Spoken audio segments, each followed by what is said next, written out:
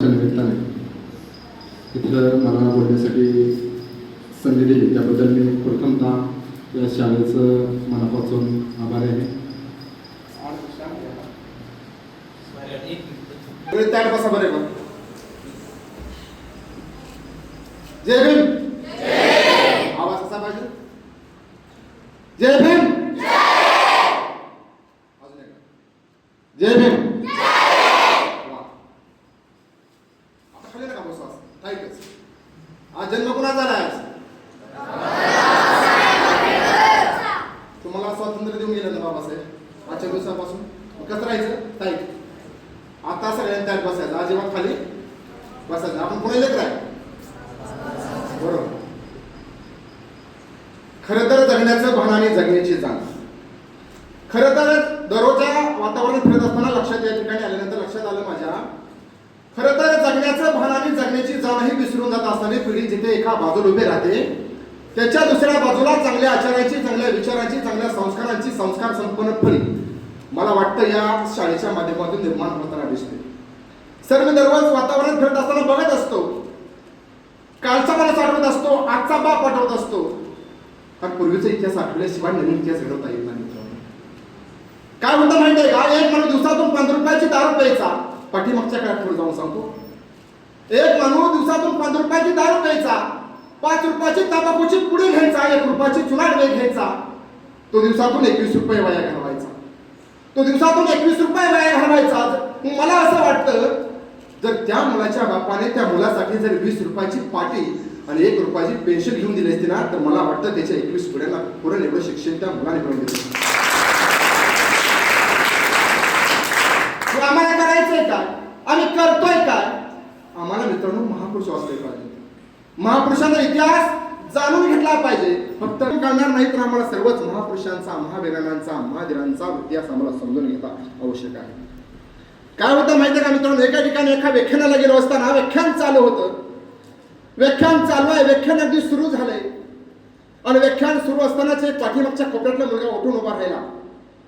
व्याख्यानात उठून उभा राहिला, गोंधळ घालायला लागला, कल्ल्या करायला लागला, मोठ्या मोठ्याने हसायला लागला. मला कळना अरे काय झालं असेल बरं. व्याख्यान करताना मला वाटलं काय माझं काय चुकतंय का? मी बोलताना पुढे थांबलो गेले का? मी बोलताना समोरच्या विद्यार्थ्याला समजतंय ना? गोंधळात पडलो. कारण एक मुलगा पाठीमागून उठून उभा राहिला, गोंधळ घालायला लागला, कल्ला करायला लागला, जोरजोराने मोठ्याने हसायला लागला. मला कळना. मी त्या पोराकडे बघत राहिलो. तेवढ्यात पाठीमागे त्या मुलाचा बाप पाठीमागे कोपऱ्यात बसला होता. त्या मुलाचा पाठीमागे कोपऱ्यात बसणारा बाप उठून उभा राहिला आणि त्या मुलाला समजावता झाला, अरे सांगता झाला त्या मुलांना, अरे बाळ असं कुठे चालू वाटत कोण उठून उभा राहतं का रे? चालू व्याख्यानात कोण असं उठून उभा राहतंय का? प्रेमाने सांगता झाला. त्या बाळाला सांगितलं, बाळ असं नाही करायचं, बाळ खाली बस. त्या बापाचे मृदुमल आहे प्रेमाचे शब्द ऐकून ती बाळ खाली बसली आणि मी पुन्हा व्याख्यानाला सुरुवात केली. व्याख्यान अगदी सुरू झालं. दुसऱ्या टप्प्यात व्याख्यान आलं. व्याख्यानाला जोर सुरू झाला आणि जोर सुरू असताना दुसऱ्या कोपऱ्यातला पोरगा उठून उभं राहिलं, पहिल्या कोपऱ्यातला पोरगा परत उठून उभं राहिलं आणि दोन्ही मुलं मिळून कल्ला करायला लागली, हसायला लागली, गोंधळ घालायला लागली. मला वाटलं अरे काय झालं असेल बरं? परत मुलं का उभं राहतायत? परत का कल्ला करतायत? का मुलं गोंधळ घालतायत? मला कळेना. तेव्हा दुसऱ्या कोपऱ्यात बसणारा दुसऱ्या मुलाचा बाप समोर आला. दुसऱ्या कोपऱ्यात बसणारा दुसऱ्या मुलाचा बाप समोर आला. त्या मुलाला सांगता झाला, रागाने सांगता झाला, अरे मूर्ख आहेस का तू? नालायक आहेस का तू? तुला समजत नाही का असं? अरे समोर व्याख्यान सुरू आहे, समोर भाषण सुरू आहे, सोबत कोण उठून उभा राहते का रे चालू भाषणात? त्या रागवलेल्या शब्दामध्ये, कठोर शब्दामध्ये बाप सांगता झाला. ते मुलगा परत खाली बसलो आणि परत व्याख्यानाला सुरुवात केली. व्याख्यान अगदी सुरू झालं. व्याख्यान अगदी 50% पेक्षा जास्त मोहरे गेलं. व्याख्यान अगदी रंगात आलं होतं. व्याख्यान अगदी चालू असताना परत तिसऱ्या कोपऱ्यातला उठून उभा राहिलं. तिसऱ्या कोपऱ्यातला मुलगा उठून उभा राहिला आणि उठून उभा राहून परत कल्ला करायला लागलं. पहिल्या कोपऱ्यातलं पोरग परत उठून उभा राहिलं, दुसऱ्या कोपऱ्यातला पोरगा उठून उभा राहिलं आणि तिसऱ्या कोपऱ्यातलं पोरग उठून उभा राहिलं. तिन्ही मुलं उठून उभा राहिली आणि तिन्ही कल्ला करायला लागली, तिन्ही गोंधळ घालायला लागली, हसायला लागली, गोंधळ घालायला लागली. आणि मला कळलं माझं काय चुकतंय का? मी बोलतोय समोरच्या मुलाला समजतंय ना? का बरं उठून उभा राहताय? आणि मग मात्र पाठीमागे बसणारा तिसऱ्या मुलाचा बाप तडतड पावलं टाकत त्या मुलासमोर आले. त्या मुलाच्या एवढी जोरात कानाखाली लगावली ना की कानाखाली लगावल्या ती पोरगे खाली बसलेलं उठून उभा राहिलंच नाही. आणि मग मात्र माझं व्याख्यान अगदी शेवटच्या टप्प्यात आलं. मला कळणारे काय झालं असेल मगाशी. मी मात्र गोंधळून गेलो. मला कळणार काय झालं असेल मगाशी. मी मात्र विचारात पडलो. मला शब्द आठवेना. काय बोलावं, मुलांना काय सांगावं, कसं सांगावं, यांना कुठले धडी द्यावे, यांना कुठला विचार द्यावा समजत नाहीये मला. त्यावेळेस पाठीमागून चौथा कोपऱ्यातला मुलगा परत चौथा मुलगा उठून उभा राहिला. तो कल्ला करायला लागला. पण तिसऱ्या मुलाच्या बाप्पाने हाणल्याबरोबर 3 मुलं जी खाली बसली ना ती चौथ्या वेळेस उठून उभा नाही. चौथ्या कोपऱ्यातला मुलगा उठून उभा राहिला. पण 3 मुलं खाली बसलेली होती. चौथ्या कोपऱ्यातला मुलगा उठून उभा राहिला. हा मात्र वेगळेपण करायला लागला. हा जातीवाद करायला लागला. हा मनुस्मृतीचे धडे द्यायला लागला. आणि मनुस्मृतीचे धडे देता अरे मला वाटलं काय सांगावं या मुलांना. कुठल्या विचाराने सांगावं, कुठल्या विचाराने यांना चाहूल द्यावी, कुठल्या विचाराने यांना समोर घेऊन जावं समजत नव्हतं. त्यावेळी चौथ्या कोपऱ्यातला उठून उभा राहिला बाप त्या मुलाचा. चौथ्या मुलाचा बाप उठून उभा राहिला. पण चौथ्या कोपऱ्यातला बाप मात्र तळा पावलं टाकत पुढे नाही आला. त्याने हाणलं नाही, मला रागवलं नाही. त्याने फक्त डोळे वटारले आणि शब्दावरती बोट आणि त्या मुलाकडे बोट दाखवलं आणि सांगितलं खाली बस. चौथ्या कोपऱ्यातल्या मुलाच्या बापाने चौथ्याला सांगितलं ना मुलाला खाली बस. मुलगा खाली उठून उभा राहिला. पोरगे खाली बसलं. मित्रांनो आजपर्यंत ते खाली बसलेलं पोरगे उठून उभा राहिलंच नाही. मी सांगतो ना 4 बापाची कथा. ते 4 बाप म्हणजे मित्रांनो या मराठीच्या मातीमध्ये 4 बाप जन्माला आले. या मराठीच्या मातीमध्ये 4 बा जन्माला आले. मराठीच्या मातीमधला पहिला बा हा ज्ञानोबा. ज्या नाताळाच्या माती हनुकाडी म्हणणार तुम्हाला माहिती असेल तुकाराम म्हणत असतील. ते दुसरे बा जन्माला आले. तिसरे बा जन्माला आले. ह्या मराठीच्या मातीमध्ये आमच्या आयाबायांची लक्कर वेशीवरती टांगणाऱ्या त्या माणसांना घडण्यासाठी आमच्या ह्या देशामध्ये मराठीच्या मातीमध्ये तिसरा बा जन्माला आला. त्या बाचं नाव आहे शिवबा. आणि मग मात्र मित्रांनो या मराठीच्या मातीमध्ये चौथा बा जन्माला आला. त्या बाचं नाव आहे बाबा अर्थात भीमराव बाबासाहेब आंबेडकर. आणि त्यांच्या अहो काय होतं शिवरायांचं, शिवबाराजांचं काय होतं पराक्रम त्यांच्या बाबासाहेबांचा. मी मित्रांनो सर्वच महापुरुषांच्या थोडं विचारावर बोलणार आहे. फक्त बाबासाहेब सांगून आम्हाला चालणार नाही. फक्त छत्रपती शिवराज सांगून आम्हाला चालणार नाही. आम्हाला सगळेच महापुरुषांचे विचार सांगावे लागतील. मग आम्ही त्या जातीपातीच्या राजकारणातून जातीपातीच्या मराठमोळ्या राजकारणातून आम्ही बाहेर पडू. काय होतं छत्रपती शिवराजांचं वय किती वर्षाचे शिवराजे होते. अहो ज्यावेळेस छत्रपती शिवराजे घोड्यावरती स्वार झाले, डाणपट्टा चालवा लागले, काठी तलवारबाजी चालवा लागले त्यावेळेस किती वर्ष वय होतं छत्रपती शिवराजांचं. किती वर्ष वय होतं. फक्त वय वर्ष 8 आहे. शिवराजांचं वय वर्ष फक्त 8 आहे. 8व्या वर्षी शिवाजीराजे पराक्रम करायला शिकले होते. त्या पुण्याच्या लहान मालामध्ये शिवराजे 8 वर्षाचे आहेत. शिवराजे घोड्यावरती स्वार झाले. मासाहेब जाऊ बघताय शिवराजे घोड्यावरती स्वार जाईल. घोडा दौडायला लागला, पळायला लागला. त्या लाल मलाला वेढा घालायला लागला. जिजामातेच्या डोळ्यामध्ये आनंद अश्रू वाहू लागले. का वाहू लागले. अरे माझा 8 वर्षाचा बाळ आहे. 8 वर्षाचा बाळ माझा बाळ शिवबा घोड्यावरती स्वार होतोय. 8 वर्षाचा बाळ घोड्यावरती स्वार होतोय. दानपट्ट्या चालवतोय, तलवारबाजी करतोय, वेगवेगळ्या हवेतून पराक्रम गाजवतोय. आनंद कुठल्याही आनंद होता नव्हता. आणि मासाहेब जाऊन आनंदाच्या डोळ्यातून वाहू लागले. बघता शिवराजे घोड्यावरून पराक्रम गाजवत असताना शिवराजे घोड्यावरून पल्ले गेले इकडे दगडावरती पल्ले आणि शिवराजांच्या गुडघ्यातून रक्ताची शिरकांडी वाहू लागली. शिवराजांच्या गुडघ्यातून रक्ताची शिरकांडी वाहू लागली. शिवराजे खाली कोसळले, तोंडात माती गेली. आणि शिवराजे आपल्या मासाहेबांना सांगतायत, बोलवतायत, हाक मारतायत. मासाहेब म्हणून हाक मारतात. रडक्या डोळ्यातून अश्रू दाटतायत. आणि आपल्या मासाहेबांना हाक मारतायत. मासाहेब अहो मला उचलून घ्याल का कोणी. मासाहेब मला उचलून घ्याल का कोणी. मासाहेब जेव्हा फक्त शिवराजांना बघत्या झाल्या, शिवराजांना उचलून नाही घेतलं. मासाहेब जाऊन थोडे वेळ शिवराजाकडे टेकलावून पाहिलं. त्यांना माहिती होतं शिवराजांची भावनिक बाजू मी समोर उभा आहे. शिवराजांना वाटत असणार स्वतःच्या आईनं यावं, मला उचलून कडेवरती घ्यावं, अंगावं गोंजरावं, लढवावं वाटत होतं.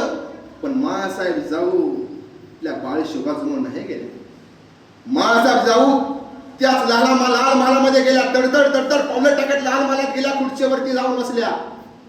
शिवराजांना राग आला. किती 8-9 वर्षाचं वय आहे शिवराजांचं. ज्यावेळेस पराक्रम गाजवला ना शिवराजांना, मला वाटतं 8 वर्षाचे तर कोण आहे 8 वर्षाचं. नाही नाही इथं दुसरीचा मुलगा असतो. किती हे कितीपर्यंत शाळा? 10वी पर्यंत आहे का? 5वी ते 10वी, 6वी ते 10वी. बरं ठीक आहे. 8 वर्षाचं बाळ जिजामातेने उचलून घेतलं ना, रागावलं. वाटलं शिवराजांना अरे माझी आई कसली असावी, हिला का वाटलं नसेल आपला बाळ खाली कोसळलाय, आपल्या बाळाला उचलून घ्यावं, कड्यावरती घ्यावं, अंगरावं, गोंजरावं, लढवावं, मायेनं पाठीवरून हात फिरवावं, का वाटलं नसेल बरं. आणि शिवराजांचा राग अनावर झाला. कसे बसे शिवराजे उठते झाले, कसे बसे शिवराजे उठते झाले, कसे बसे पाऊल टाकत टाकत लाल महालापर्यंत गेले, लाल महालात गेले. मासाहेब जाऊकडे पाहतायत, मासाहेब जाऊ आपल्या शिवराजांकडे पाहते, बाळ शिवबाकडे पाहते. मासाहेब जाऊन बाळ शिवबाला पाहिलं आणि तडतड तडतड पावलं टाकत मासाहेब जो आपल्या शिवराजांजवळ आले, बाळ शिवबाजवळ आले. बाळ शिवबाला अंगावरती, बाळ शिवबाला उचलून घेतलं, कडेवरती घेतलं, अंगारलं, गोंजरलं, पांघरलं, माईन हात फिरवला आणि बाळ शिवबाला विचारलं, बाळ शिवबा लागलं तर नाही ना तुम्हाला? बाळ शिवबा म्हणतो, मा साहेब ज्यावेळेस तुम्ही आम्ही घोड्यावरून पडलो असताना तुम्हाला हाक मारली त्यावेळेस तुम्ही आमच्या समोर नाही आला, तुम्ही आम्हाला नाही उचलून घेतलं आणि आज तुम्ही आम्हाला, आणि आता तुम्ही आम्हाला विचारताय शिवबा लागले का नाही? मित्रांनो, शिवबा राजांवरती संस्कार कितव्या वर्षी केलाय मासाहेब जाऊन? वयाची 8व्या वर्षी. काय संस्कार केला हो? काय संस्कार केला बाळ शिवबावरती? आणि मासाहेब जिजाऊ सांगतात आले, बाळ शिवबा, ज्या माणसाला आयुष्यात पडल्यानंतर दुसऱ्याच्या आधाराची गरज बसते ना, तो माणूस कधीही आयुष्यात उठून उभा राहू शकत नाही. हा संस्कार माझ्या मासाहेब जाऊन आम्ही तुम्ही काय करतो? ओठावरचं बोलणं बोटावरती आलं आणि बोटावरच्या एका क्लिकने आम्ही जगातली कुठलीही गोष्ट पाहू लागलो. आमचं पोरग जेवताना सुद्धा मोबाईल बघायला लागलो. तुम्ही बघता का मोबाईल? इथं मोबाईल आला नाही सर. वा, एका टाळ्या वाजवा स्वतःसाठी. चला. काय झालं, एके दिवशी सर व्याख्यानाला गेलो असताना काय झालं, व्याख्यानाला गेलो असताना एका ठिकाणी लहान लेकराला घेऊन आले आणि मांडीवरती बसवलं आणि सांगितलं, आमचं बाळ खूप हुशार आहे बरं का. मी बाळाकडे पाहिले एकदा, म्हणलं खरंच का? खूप हुशार आहे? हो हो खूप हुशार आहे. मी म्हणलं काय येतं बरं बोलायला तुमच्या बाळाला काय येतं बरं? ती आजी सांगते, ती बाळाची आई सांगते, मुलाचा बाप सांगतो, आमचा मुलगा युट्यूब चांगल्या प्रकारे चालवू शकतो, आमचा मुलगा इंस्टा चांगल्या प्रकारे चालवू शकतो. मला वाटतं आमच्या पालकाने जर आमच्या मुलांच्या हातामध्ये मोबाईल दिला ना तर कुठल्या दिशेने आमची पुढे जाणार आहेत हे मला वाटतं कुणीतरी समजून घ्यावं लागेल. हे पालकांना समजून घ्यावं लागेल. मित्रांनो, तत्वज्ञानाच्या भाषेमध्ये दोन गोष्टी आहेत. एक असतं प्रयास आणि एक असतं श्रेयस. श्रेयस म्हणजे काय असतं आणि प्रयास म्हणजे काय असतं? श्रेयस म्हणजे काय असतं आणि प्रयास म्हणजे काय असतं? चहा गोड आहे का नाही गोड? चहा गोड आहे, पण आमच्या शरीरासाठी चांगला आहे का तो? शरीरासाठी आमचा चांगला आहे. कडुलिंबाचा पाला कडू आहे, पण तो आमच्या शरीरासाठी चांगला आहे का नाही? म्हणजे काय होतं माहिती का मित्रांनो, जे तुम्हाला जे पाहिजे ना, जे तुम्हाला वाटतं ना, ह्या गोष्टी शिकाव्या, त्या गोष्टीतून पुढे जावं, ते गोष्ट शिकायला गेल्यानंतर ती फळ मिळेल, ती तुम्हाला पहिल्यांदा अवघड वाटेल, पण तुमच्यासाठी मित्रांनो चांगली असेल. म्हणून श्रेयस आणि प्रेयस ह्या दोन गोष्टी मला वाटतं तुम्ही आमच्या पालकाने, तुम्ही नाही पण तुमच्या पालकाने समजून घेणं सगळ्यात महत्वाचं गरजेचं आहे. मला वाटतं राष्ट्रगीत कोणी लिहिलं बरं? रवींद्रनाथ टागोरांनी लिहिलं. रवींद्रनाथ टागोर हे जागतिक साहित्यिक आहेत. रवींद्रनाथ टागोर हे परदेशात गेले. रवींद्रनाथ टागोर परदेशात गेले आणि परदेशात गेल्याबरोबर तिथले पत्रकार गोळा झाले आणि पत्रकार रवींद्रनाथ टागोरला विचारते झाले, रवींद्रनाथ टागोर जे तुम्ही जागतिक साहित्यिक आहेत, मला सांगा. रवींद्रनाथ टागोर त्यांना सांगते झाले, माझ्याकडे वेळ खूप कमी आहे, मला फक्त एका वाक्यात उत्तर देता येईल असा प्रश्न विचारला. त्यावेळी जपानच्या पत्रकाराने रवींद्रनाथ टागोरांना प्रश्न केला, रवींद्रनाथांनी सांगता का तुमच्या भारत देशाचं हित कशात आहे? तुमच्या भारत देशाची ओळख काय सांगू शकाल तुम्ही? रवींद्रनाथ टागोरांना विचारलं तर रवींद्रनाथ टागोर सांगते झाले, माझ्या भारत देशाची बुद्धाचं तत्वज्ञान आणि छत्रपती शिवाजी राजांचा पराक्रम ही माझ्या भारत देशाची ओळख आहे. हे रवींद्रनाथ टागोरांना का सांगावं लागतं? कारण आम्हाला आमच्या भारत देशाच्या ओळखीमध्ये छत्रपती शिवराजांचं योगदान आणि तथागत गौतम बुद्धाची शांती आम्हाला वजा करता येत नाही. मित्रांनो, काय होतं माहितीये का, आपण लहान वयाच्या गोष्टी कराव्या लागतात ना, ज्या लहान वयामध्ये गोष्टी आपल्याला करायच्या आहेत ना, ते गोष्टी आपण विसरून जातो. बाबासाहेबांचं वय किती आहे? सातारच्या हायस्कूलमध्ये बाबासाहेब आंबेडकर 5वीच्या वर्गामध्ये शिकतायत. इनहिबिशनचा दिवस आहे, इंग्रज अधिकारी इनहिबिशनच्या दिवशी इनहिबिशनसाठी येत आहेत. इनहिबिशन आल्याबरोबर बाबासाहेबांना कुठे बसले होते? बाबासाहेब आंबेडकर वर्गाच्या बाहेर बसले होते. वय वर्ष किती आहे? फक्त 11 वर्षाचं वय आहे बाबासाहेबांचं.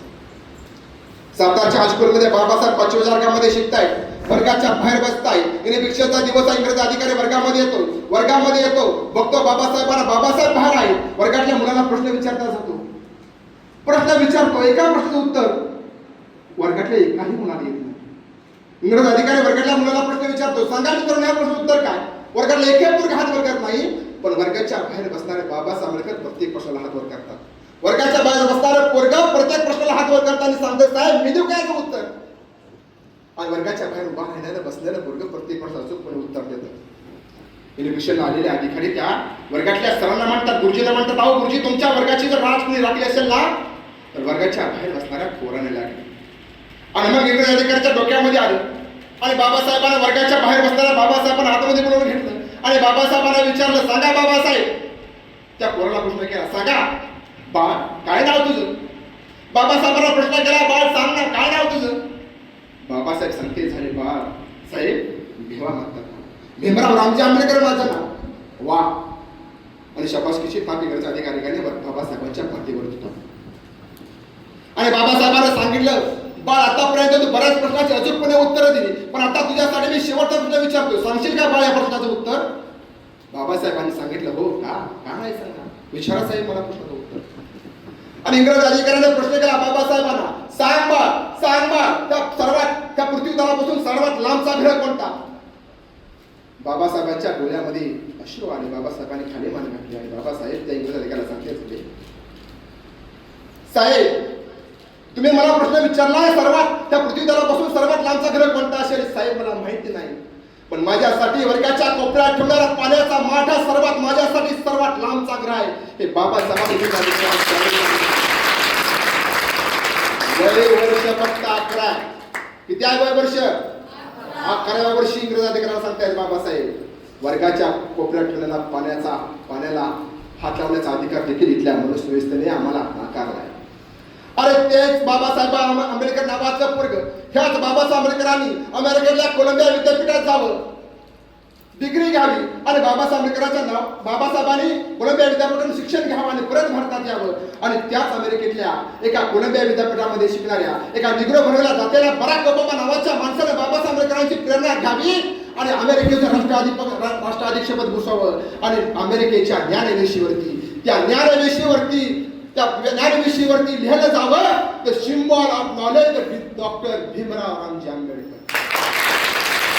जगाच्या धुळी जन्माला येऊन जगाच्या ज्ञानविषयी नव्हे तर पुरंदर महापुरुषाच्या इतिहासामध्ये कीर्ती गाजवणारे हे वर्गाच्या बाहेर बसणारं पोरग जगाचं ज्ञानपीठ म्हणून शोभावं, एवढी गोष्ट मित्रांनो समजून घेतली पाहिजे.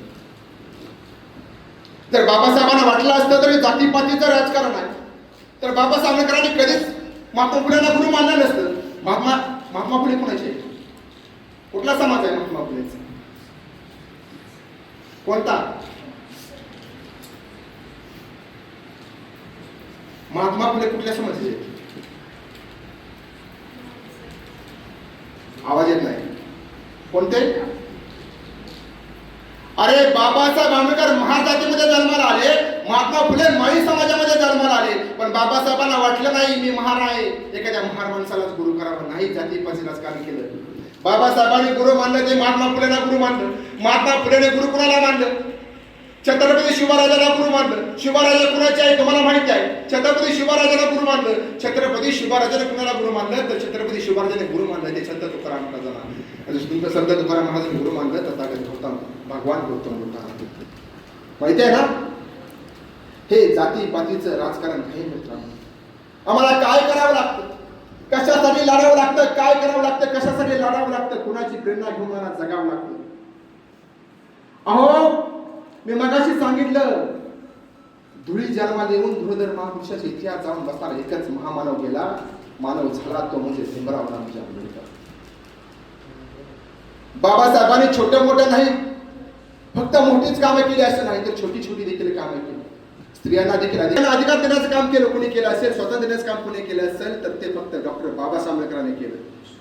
पण बाबासाहेब आंबेडकरांनी प्रेरणा कुणाची घेतली, कुणाचा इतिहास वाचला गेला. मगाशी कुणीतरी बोलून गेलं मनुस्मृती कुठे जाईल, महाडच्या चवदार तळ्यावरती बघितलं ना, क्रांतीभूमी घेता का कोण?